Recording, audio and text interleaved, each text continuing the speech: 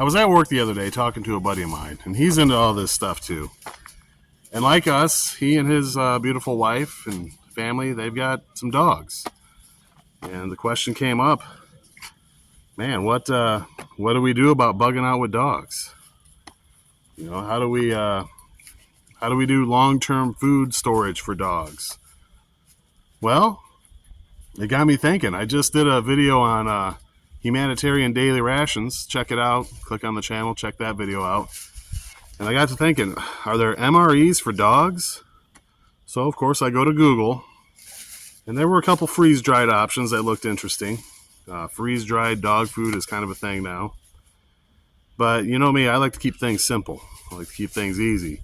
What could I get from my local grocery store, from a Dollar General, something like that, and put together an MRE for dogs? So, stick around. We're going to find a nice place to get into it, and we'll get into it.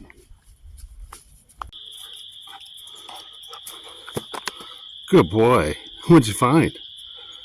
Good boy.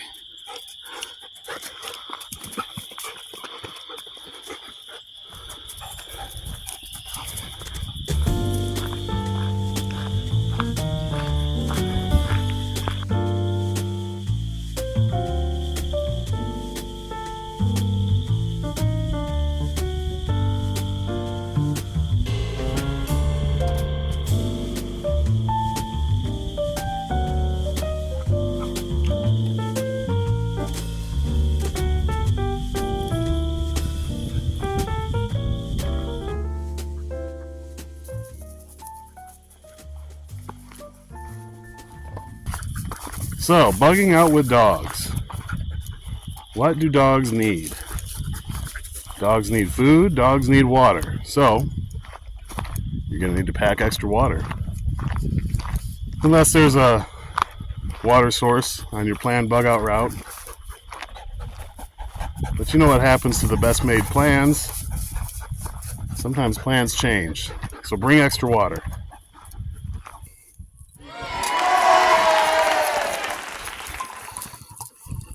Now you may have noticed, I'm not sure how I'm going to edit this, but you may have noticed that while I'm out here in the middle of thousands of acres of wildlife preserve, you'll see that there's telephone poles, or more accurately, power poles. This used to be farmland. The state acquired it and turned it into a nature preserve. Now, since this used to be a farm, and there's power poles, guess where they lead to?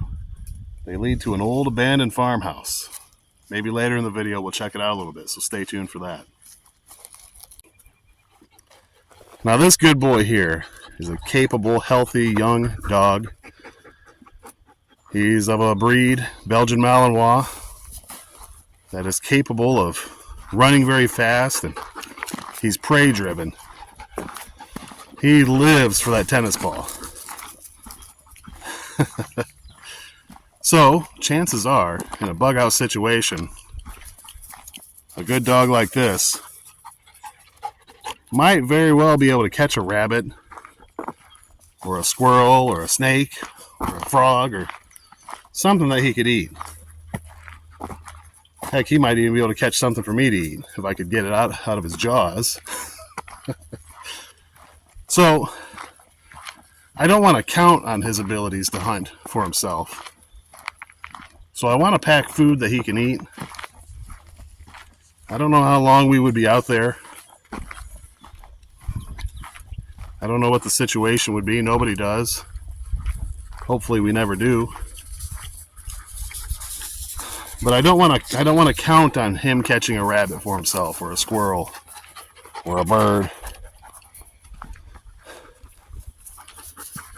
So I want to make sure that I make preparations for the dog as well as me, and anyone else who might be coming on our journey. So one of the considerations I took into account while thinking about MREs for dogs was that what if the dog doesn't need any food? I should pack food that the dog can eat, but if the dog doesn't need it, I could eat. I'm having flashbacks to Mad Max 2, where he was eating the dog food out of the can. Hey, if it came down to it, I'd do it. So as far as long-term food storage goes, think about rice. Dogs can eat rice. In fact, it's easy for them to digest. You know, it's not as high in protein as what they might like. Think about dehydrated carrots. Uh-oh. I see a squirrel. I wonder if he's going to see it too. Think about foods that you would store for yourself that your dog could also eat. I think here, with this abandoned old house in the background, would be a good place to go ahead and drop the pack. I'll show you what I got in there. Some of the things that you might consider putting in place for your bug out preps if you have a dog. What's that dog doing? Anyway, I hope you're enjoying the video so far. Me and the dog are having a great time. I submit to you for your consideration things that you could pack in your bug out bag for your dog.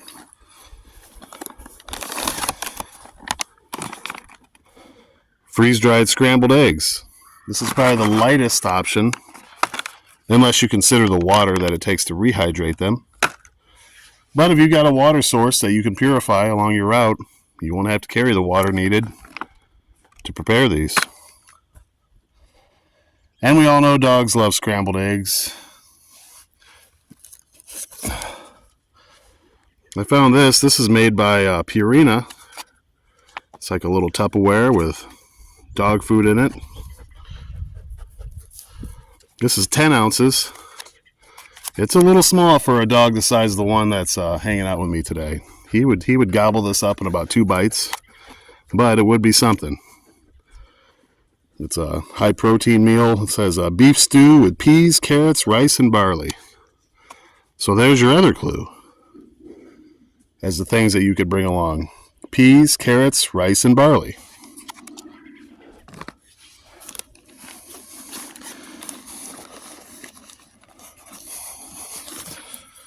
One of the more obvious choices is just a can of dog food.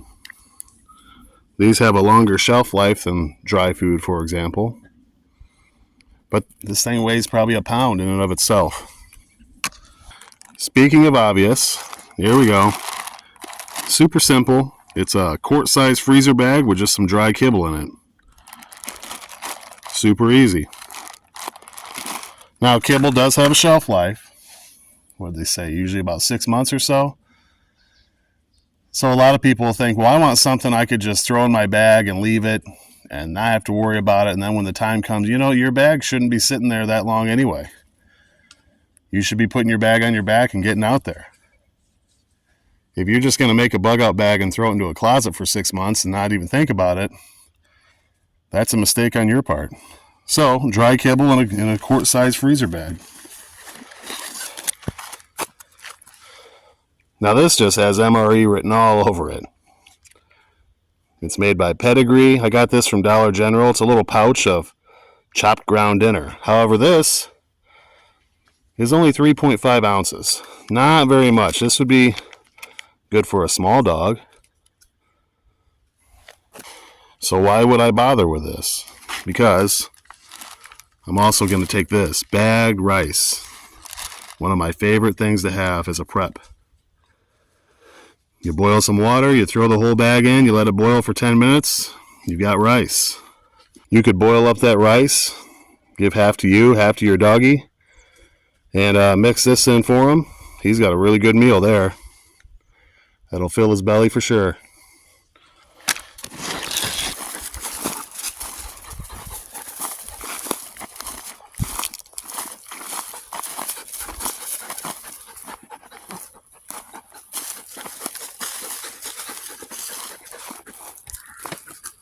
Well, we found the old abandoned farmhouse.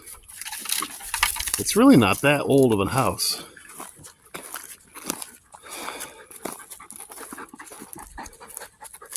It's got fake siding on it, insulated garage door. The roof's probably 40 years old.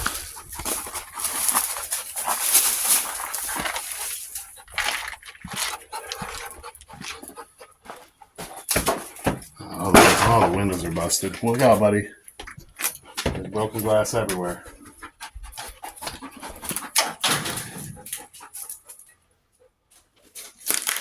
Obviously, there's been some artistes out here.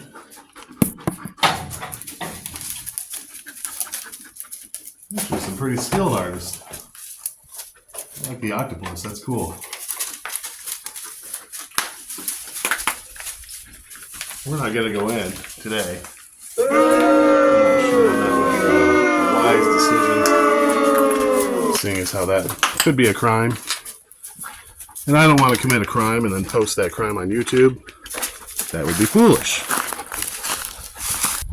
So is this old, dilapidated, abandoned farmhouse a sign of things to come? Is this what our future holds for us? Like I said, this house hasn't been abandoned that long. There's even a Dish Network dish on top of it. So you're at least talking the mid-90s. 30 years or less. This is what nice houses would look like.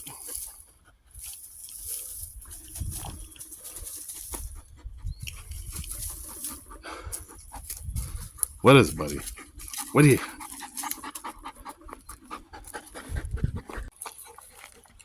So, do you have a dog?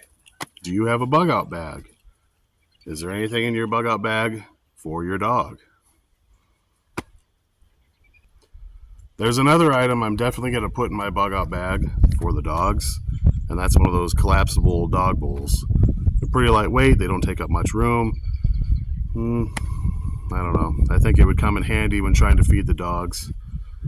I saw at Dollar General they had the metal dog bowls, and I thought, you know, that'd be just another container for me. If I had to use it to boil water in or something, I could do that.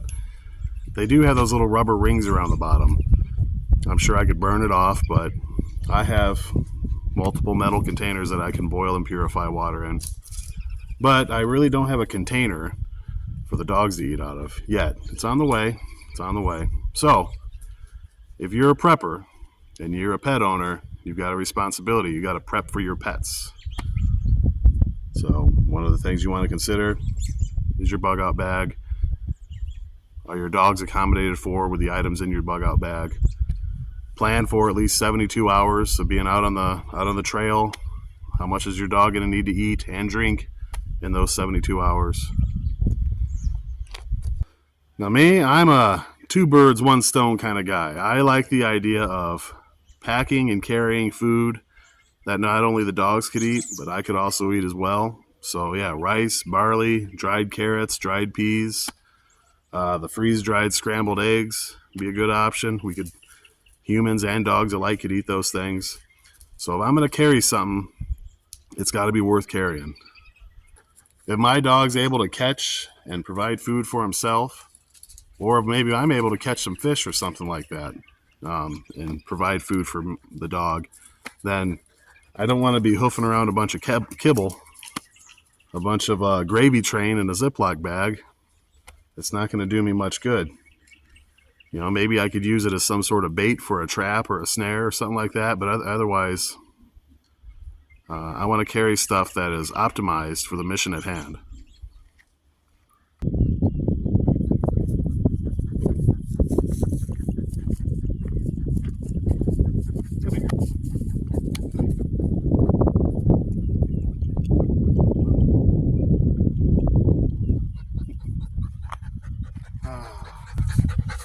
Hey, if you enjoyed the video, be sure to give it a thumbs up. If you haven't already done so, hit the subscribe button. I sure would appreciate that. And as always, if you're going to enjoy the outdoors, don't destroy the outdoors. Pick up all your litter, take all your litter home with you, dispose of it properly, and challenge yourself to pick up one piece of litter of someone else's every time you go out somewhere like this, okay? If we all did that, it'd make a huge difference. All right. I'll see you on down the trail somewhere. So until then, have a great day.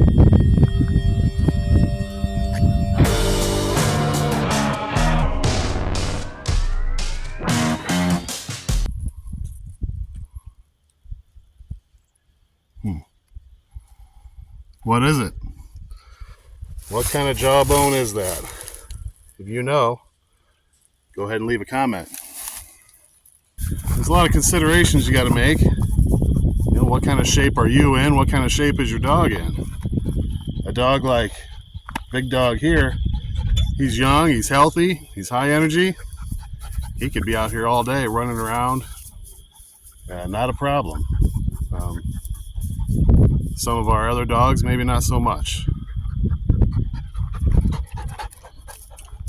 I'm out here today in Big Bend State Wildlife Recreation Area in Illinois. It's thousands of acres of ponds and woods, prairie. It's available for hunting. There's no hunting season going on right now other than, I think, maybe goose. Maybe goose. Sometimes I worry that that this dog will be mistaken for a coyote. He kind of looks like a coyote. He kind of acts like a coyote. But he's a good boy. It's nice to get out here. Tell you what, there's usually, I don't know if I've ever seen anyone else out here outside of hunting season. When it's deer season, this place is packed. So on the surface, you would think a place like this would be a good bug out location, but you know, there's people that come here from all around to hunt. People that come from the cities, people that come maybe even from other states. And you know what? They probably thought to themselves, oh, if shtf, this is where I'm coming. Not a good idea. Not a good idea.